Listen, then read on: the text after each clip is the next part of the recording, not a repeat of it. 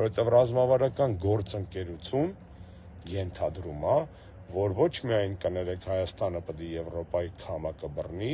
այլ նաև Եվրոպական միությունը ռազմավարական գործընկերության պարագայում պետք է Հայաստանի քամակը բռնի, որ մեջքի լինեն, որ այդպես պինդ լինեն, իրար օգնեն, ոչ թե մենակ Հայաստանը Եվրոպական միության գեոպոլիտիկ շահերը սպասարկի, այլ նաև հակառակը լինի, եւ հակառակը փողով չի, այդ 270 միլիոն եվրոյա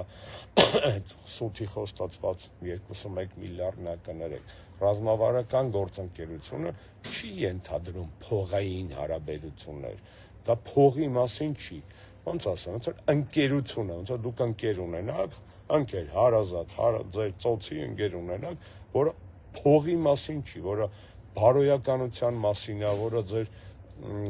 արժեքների մասին է, ձեր մանկության ընկերը, ձեր կամ ուսանողական ընկերը, կամ բանակի, կամ